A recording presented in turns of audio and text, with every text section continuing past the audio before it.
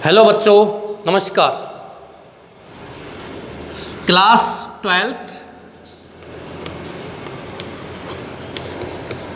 और आपके क्वेश्चंस यहाँ चल रहे हैं very short answer type questions. अति लघुत्रात्मक प्रश्न। ये प्रश्न आपको 1 अंक के आएंगे, यानी कि प्रत्येक प्रश्न 1 नंबर का आएगा और ये 10 प्रश्न आपको इस रेनबो बुक में से आएंगे, जिसमें आपका चैप्टर लॉस्ट स्प्रिंग, खोया हुआ बसंत। पहला क्वेश्चन लिखिए, question number 1। From where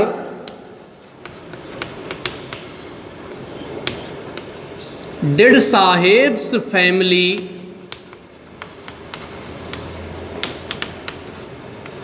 come? साहेब का परिवार कहाँ से आया? ये आपका पहला प्रश्न है। कहाँ से आया था? साहेब का परिवार बांग्लादेश से आया था। फ्रॉम वेयर, कोई भी प्रश्न यदि किसी प्रपोजिशन से प्रारंभ होता है या कोई भी प्रश्न किसी प्रपोजिशन के अंत को करता है, ऐसे में उस प्रश्न का आंसर आपको उसी प्रपोजिशन से जोड़ना होता है। तो आपको लिखना है साहेब्स फैमिली। डिड लगा हुआ है, कम लिखा हुआ है, डिड को हटाइए, कम की सेकंड फॉर्म क्या हो जाएगी? Came. Saheb's family came from Bangladesh, या आप कह सकते हो ढाका। इन 1971। ये प्रश्न इसमें नहीं पूछा गया है कि कब आया, लेकिन यदि ऐसा प्रश्न आपसे पूछा भी जाता है तो आप इसका आंसर आराम से लिख सकते हो कि साहेब का परिवार 1971 में कहाँ से आया था? बांग्लादेश, यानी कि ढाका से। और दूसरी बात इसमें प्रिय विद्यार्थियों, यदि ये इसमें पूछा जाए कि वो कहाँ आकर के बस गए थे, ये आपको मैं प्रश्न यहाँ लिखा रहा हूँ। Second question, Where did Saheb's family settle down? साहेब का परिवार कहाँ बस गया था? You have to answer this question. कहाँ बस गया था?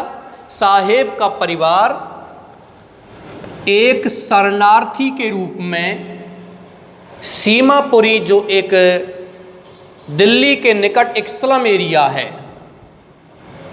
वहां बस गया था।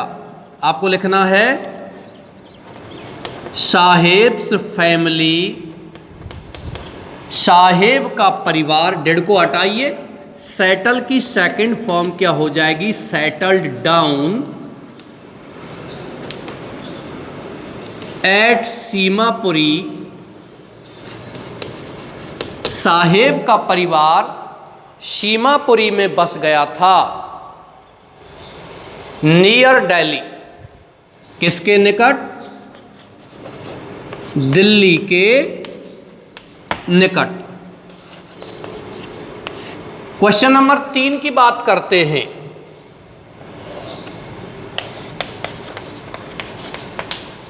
Describe Seemapuri in short. संक्षिप्त में सीमापुरी का विवरण दीजिए। आपको लिखना है Seemapuri is a slum area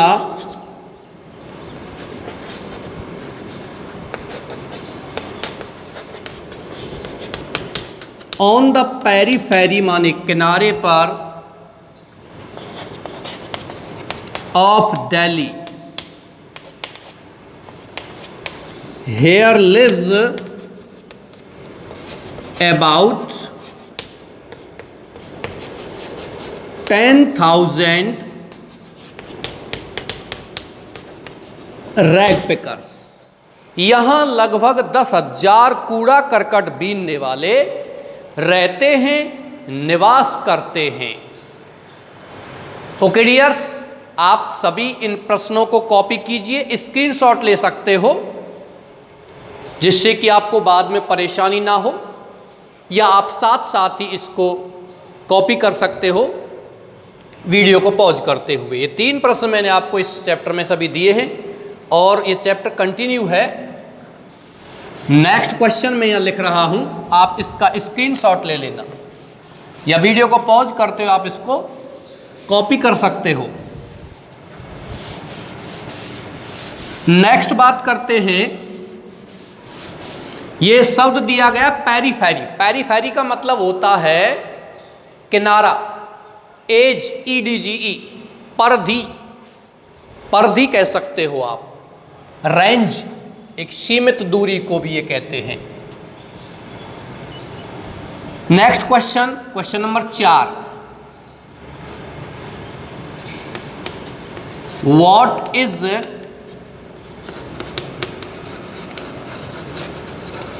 Firozabad famous for?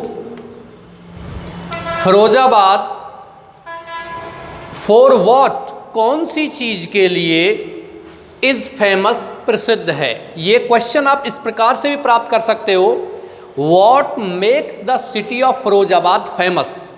कौन सी चीज फिरोजाबाद शहर को प्रसिद्ध करती है, प्रसिद्ध बनाती है?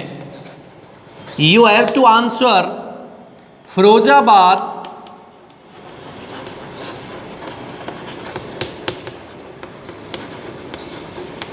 is famous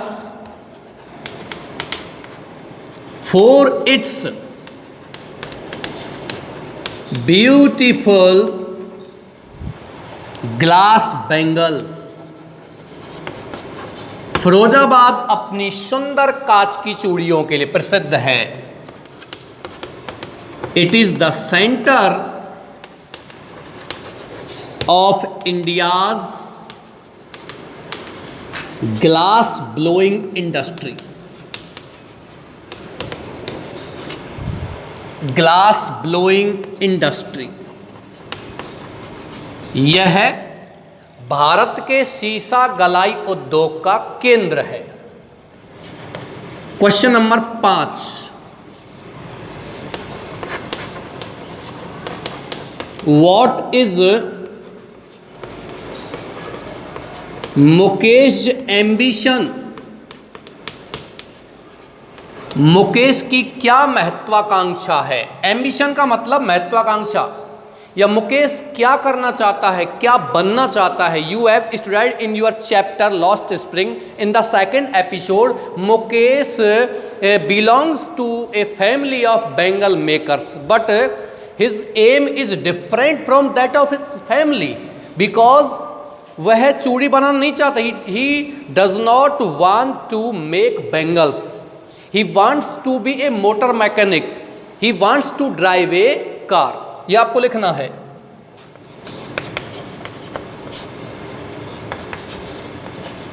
मुकेश एम्बिशन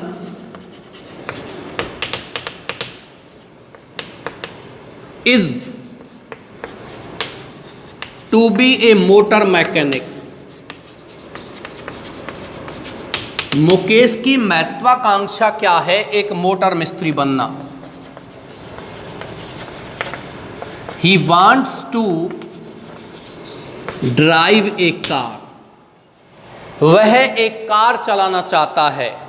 मतलब उसका जो पारिवारिक कार्य है चूड़ी बनाने का, उस कार्य से वह कुछ भिन्न करना चाहता है, कुछ अलग करना चाहता है।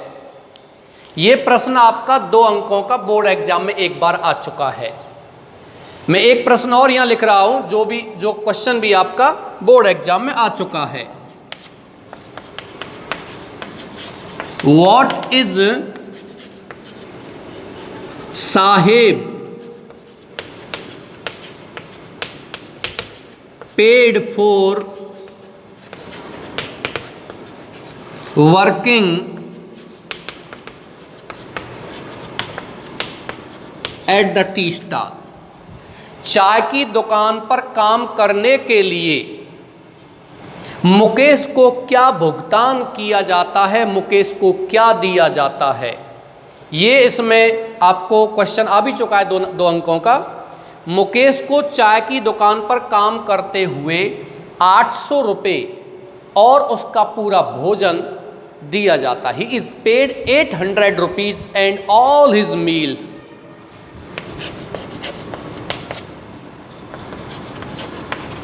मुकेश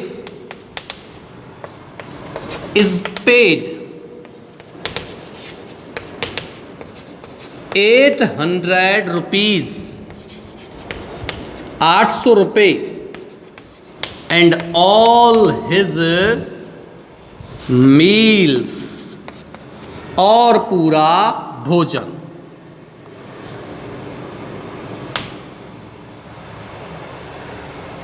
इसमें लिख सकते हो क्वेश्चन में से, फॉर वर्किंग, काम करने के लिए, एट द टी स्टॉल, चाय की दुकान पर। ये आपके 6 क्वेश्चन इसमें से हो गए हैं। और भी क्वेश्चन देख सकते हैं प्रिय विद्यार्थियों। एक क्वेश्चन आपसे पूछा जा सकता है या ब्लैंक रिक्त स्थान भरवा सकता है। लेखिका यहाँ एक कहानी सुनाती है, तो वो कौन से शहर से उस कहानी को सुनाती है उसको ध्यान रखना है। उडुपी एक शहर का नाम का जिक्र करती है लेखिका अनीश जंग कि मैं एक कहानी सुनाती हूँ। ये कहानी द स्टोरी वंस टोल्ड किसी समय बताई गई थी किसी व्यक्ति, लेखिका को किसी व्यक्ति ने, और वो कहानी कहाँ से थी? उडुपी से। नेक्स्ट क्वेश्चन, इज साहेब, ये क्वेश्चन भी आपका बोर्ड एग्जाम में आ चुका है। Happy working at the tea stall. लेकिन बोर्ड एग्जाम में ये 2 अंकों का क्वेश्चन आया था और पीछे लिखा हुआ था एक्सप्लेन, समझाइए।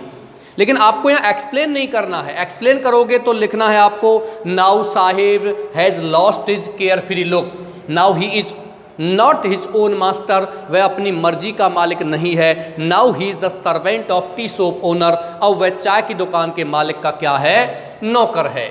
ये आपको उसमें लिखना है। He has lost his carefree look, the steel canister seems heavier than the plastic carry bags that he carried so lightly over his shoulder. No, Saheb is not happy working at the tea stall। Dear students, ये आपका chapter number 4 है। बाकी के आपके जो chapter हैं वो 5वां और बाद के चैप्टर हैं वो और नेक्स्ट वीडियो में आपको कल ही प्रोवाइड करवा दिए जाएंगे। और नेक्स्ट जो चैप्टर, कुछ बच्चों के कमेंट्स ये भी हैं कि नेक्स्ट चैप्टर से आप यदि कराते हो तो चैप्टर के बारे में थोड़ा सा थीम जरूर बता दिया करो। तो मैं एक बार आपको फिर से वो चैप्टर रिवाइज कर दिया करूँगा और फिर आपको ये very short answer type question हैं वो आपको बता दिया करूँ। ध्यान रखना है आपको अनसीन पैसेज अपठित गद्यांश आएगा 10 अंकों का, और ऑप्शनल क्वेश्चन उसमें आएंगे, वैकल्पिक क्वेश्चन आएंगे, और 10 क्वेश्चन ये आएंगे। ये 20 प्रश्न आपके बहुत ही महत्वपूर्ण प्रश्न हैं जो एग्जामिनर का माइंड सेट कर देंगे। इसलिए इन 20 प्रश्नों की ओर आपको विशेष ध्यान रखना है। यानी ये पूरी बुक है उसकी ओर आपको ध्यान रखना है। ये बुक आपकी टोटल 33 अंकों की है, इसकी तरफ आपको विशेष ध्यान रखना है। कोई भी समस्या हो you can contact. Okay dears, इसी के साथ मैं क्लास समाप्त करता हूँ। Thank you.